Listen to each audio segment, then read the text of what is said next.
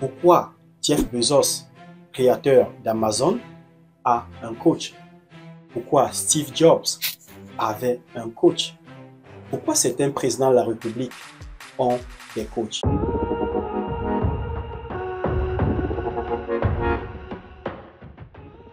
Chose promise, chose due. Dans une de mes précédentes vidéos, j'avais parlé des différents types de contenus sous forme de capsules qui seront désormais diffusées sur cette chaîne. Et j'avais mentionné la capsule coaching. Aujourd'hui donc est venu pour moi le moment de vous présenter le coaching qui est un métier d'accompagnement qui de plus en plus a le vent en poupe compte tenu de la démocratisation des réseaux sociaux et par rapport aux besoins aussi, il ne faut pas se mentir, qui se fait ressentir sur le terrain, le besoin d'accompagnement. Mais comme tout besoin, cela appelle aussi à certaines pratiques qui parfois manquent d'orthodoxie quant au métier qui est concerné. Alors, cette vidéo te permettra d'avoir quelques éléments importants qui t'aideront le moment venu lorsque tu auras besoin d'accompagnement, du coaching en particulier et surtout te donneront des clés qui te permettront d'être exigeant au moment de choisir le coach avec lequel tu comptes cheminer. Alors, je te dis bonjour et merci d'être connecté une fois de plus sur cette chaîne. Qu'est-ce que c'est que le coaching? Le coaching, c'est une relation privilégiée et continue entre un professionnel qui est le coach et son client. Cette relation met l'accent sur l'action du client vers la réalisation de ses objectifs basés sur sa vision, ses valeurs et ses désirs. C'est donc un contrat qui lie le coach et son client dans un processus stimulant et créatif dans lequel le coach va accompagner le client vers la réalisation, vers la maximisation de son plein potentiel pour atteindre des objectifs personnels ou professionnels. Le coach sera donc ce professionnel qui va accompagner son client progressivement vers l'atteinte de ses objectifs. Il ne définit ni sa vision, ni ses objectifs, ni sa stratégie, encore moins son plan d'action. Il aide son client à définir cela lui-même en se basant sur ses valeurs, sur ses forces, ses faiblesses, les ressources en lui et autour de lui pour pouvoir à terme augmenter la confiance en soi, les compétences et son engagement vers l'action. Le coach est donc ce professionnel formé, certifié ou pas, mais qui minimalement aura reçu une formation en coaching qui lui permettra d'acquérir les connaissances, les méthodes, les techniques, les outils et de comprendre les droits et les devoirs qu'impose la pratique de coaching et recommandé par l'International Coaching Federation, en abrégé ICF, qui régule en quelque sorte le métier dans le monde. L'objectif d'un coach n'est pas de dire à son client ce qu'il y a à faire ou ce que ce dernier doit faire. Il ne fait aucun jugement de valeur. Son objectif, c'est d'aider son client à trouver en lui et autour de lui les ressources nécessaires qui vont lui permettre d'avancer progressivement vers les buts que lui-même se sera fixé. Parce que le principe en matière de coaching est simple. Tout est en vous et autour de vous. Les outils en matière de coaching sont tout aussi multiples, dépendamment de la compétence du coach, de la situation et surtout de l'objectif visé par le client. À partir de là, certains coachs utiliseront la programmation neuro-linguistique connue sous l'abréviation de PNL. D'autres utiliseront le développement personnel, les tests de personnalité et certains outils développés sur mesure. Chez Lead Human Potential en matière de coaching, nous avons adopté la méthodologie GROW, G-R-O-W. Comme outil, entre autres, nous avons la roue de la vie que nous avons transformée, nous avons développée de manière à la rendre un peu plus dynamique pour le plaisir de nos clients. Nous utilisons des outils DISC, l'intelligence émotionnelle, le MBTI 1 et 2 et le LPI. Par ailleurs, nous avons aussi développé en interne certains outils pratiques qui aident les personnes qui travaillent avec nous, nos clients, à atteindre leurs objectifs. Je vous en parlerai dans les prochaines vidéos. Les éléments fondamentaux qu'on doit retrouver dans la relation entre un coach et son client pendant toute la durée du contrat de coaching sont les suivants. La connexion, elle est très essentielle, très importante dès la première rencontre entre le coach et le client. Il faut qu'il y ait le trust, la confiance qui permet au client de s'ouvrir et d'avoir une conversation ouverte avec le coach que celui-ci utilisera pour accompagner le client. Il faudrait aussi qu'il y ait du respect, le professionnalisme dont doit faire preuve le coach. Il faudra aussi créer un certain cadrage qui permet de limiter le type d'échange que le coach peut avoir avec son client. En anglais, ils appellent cela set the boundaries. C'est une sorte de limitation, c'est une sorte de barrière, de frontière que vous mettez sur des sujets que vous n'allez pas aborder par rapport aux séances de coaching. La confidentialité est un élément fondamental, essentiel dans la relation entre un coach et son client. Cela doit être établi dès le premier jour et cela doit durer pendant tout le contrat de coaching et même après. Parce que il peut arriver que dans une séance de coaching, certaines informations assez capitales, qui touchent à une certaine sensibilité et parfois une certaine sécurité soient émises. Le coach doit donc faire preuve de beaucoup de confidentialité et d'ailleurs, comme je le disais, il devrait avoir un contrat signé de confidentialité par rapport aux informations qui seront émises pendant la durée, pendant les séances de coaching. La responsabilité aussi, le coach devrait être en mesure de créer, d'inciter le client à être responsable de ses choix et de ses actions.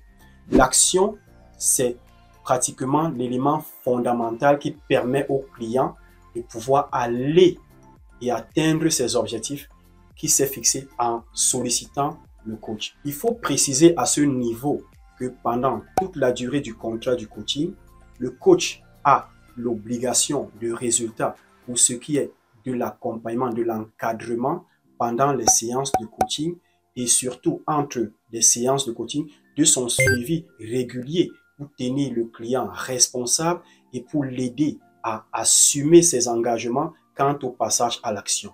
Le client, quant à lui, a l'obligation, ou plutôt est tenu par l'obligation de résultat pour ce qui concerne son action sur le terrain, parce que ce n'est que cette action-là qui va permettre que l'objectif qu'on s'est fixé au début du coaching soit atteint. Comme je le mentionnais récemment dans une de mes vidéos, chacun d'entre nous, à un moment donné de sa vie, a besoin d'aide ou d'accompagnement. Mais de quel accompagnement s'agit-il? Ceci me permettra de parler de certains domaines qui, de par leur nature d'aide ou d'accompagnement, sont souvent confondus au coaching. Quelle différence y a-t-il entre le coaching et le mentoring? Un mentor, c'est généralement une personne très expérimentée dans un domaine qui, à travers des échanges, partage ses connaissances, ses expériences, ses réussites et ses échecs qui permettront aux autres personnes, les mentorés, des personnes qu'il mentore, de ne pas commettre les mêmes erreurs et de surtout progresser avec beaucoup plus d'assurance dans ce qu'ils veulent atteindre. Le coach ne donne aucun conseil, ne partage aucune expérience. Quelle différence y a-t-il entre le coaching et le counseling? Un conseiller, comme son nom l'indique bien, prodigue des conseils. C'est une personne qui va aider les gens à aborder, à résoudre les problèmes qui leur causent une certaine nuisance dans leur vie quotidienne. C'est donc une personne qui a une vocation assez réparatrice. Le coaching, ou le coach plutôt, est focalisé sur le développement. Quelle différence y a-t-il donc entre le coaching et la psychiatrie? Un psychiatre est un médecin généraliste qui par la suite s'est perfectionné et s'est spécialisé dans la résolution des troubles mentaux. C'est donc quelqu'un qui aura une approche assez médicamenteuse pour aider les patients atteints de névrose ou de psychose à retrouver une santé normale. Le coach, quant à lui, est fondamentalement incompétent en matière d'accompagnement non seulement des personnes atteintes des troubles mentaux, mais ne peut non plus les aider à les résoudre. Quelle différence y a-t-il entre le coaching et la psychothérapie? Ce sont deux domaines qui sont très souvent confondus de par leur approche en matière de résolution de problèmes. Sauf que la psychothérapie, c'est une relation entre un professionnel, psychothérapeute et son patient qui vise à provoquer un changement d'attitude, de comportement, de manière de penser, en aidant le patient à chercher les réponses, à trouver les réponses à certains problèmes qui très souvent ont une cause inobservable pour que celui-ci puisse se sentir mieux et ait une vie meilleure. La psychothérapie est donc focalisée sur des dysfonctionnements, c'est-à-dire des problèmes d'origine affective ou émotionnelle du passé ou simplement des situations perturbatrices du présent. Le coaching, quant à lui, va s'intéresser aux clients, aux personnes normales. Normal, j'insiste, au sens statistique du terme, c'est-à-dire au niveau de la plus grande fréquence d'apparition dans une population donnée, pas au sens du DSM-4 ou DSM-5 qui sont des documents de santé qui, selon ces documents, toute personne en apparence normale est un malade qui s'ignore. À partir de ces explications, bien que sommaires, il me semble désormais clair que lorsqu'on a besoin d'aide, on peut savoir à peu près où aller chercher, où aller la chercher. On peut savoir vers quel spécialiste se diriger. Et j'insiste sur ce point qui relève de l'éthique du professionnel en matière de coaching, qu'il est de la responsabilité entière du coach qui reçoit un client dès la première rencontre de cerner son besoin. Parce que ce client qui reçoit pour la première fois peut être un patient qui s'ignore et dans ce cas, il est plutôt bien que celui-ci aille en psychothérapie ou en psychiatrie. Donc, cette attitude professionnelle va permettre au coach de garder sa réputation, de maintenir l'éthique professionnelle qui régit le métier de coaching pour ne pas tomber dans la recherche mercantiliste parce que effectivement, si le coaching de nos jours est assez dégradé et galvaudé, c'est parce qu'il y a certaines personnes qui n'observent pas cette nécessité professionnelle, cette exigence professionnelle. Est-il utile d'avoir un coach ou de chercher à suivre des séances de coaching? C'est une question pertinente, très pertinente même d'ailleurs, que beaucoup de personnes se posent. Y répondre revient à se demander aussi pourquoi Jeff Bezos, créateur d'Amazon, a un coach. Pourquoi Steve Jobs avait un coach? Pourquoi certains présidents de la République ont des coachs? Je pense qu'il est important pour certaines personnes d'avoir recours aux séances de coaching.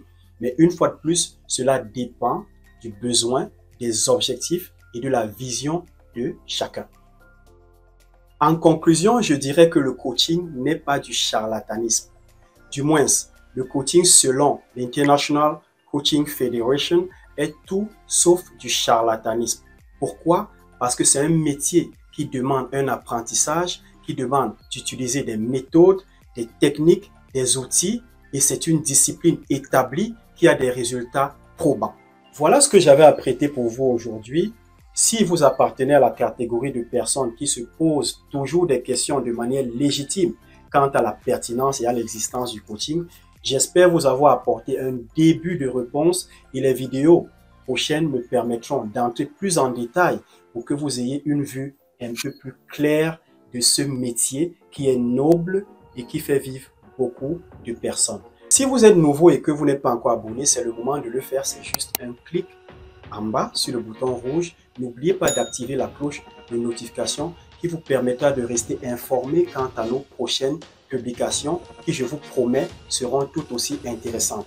D'ici à là, disons-nous à bientôt.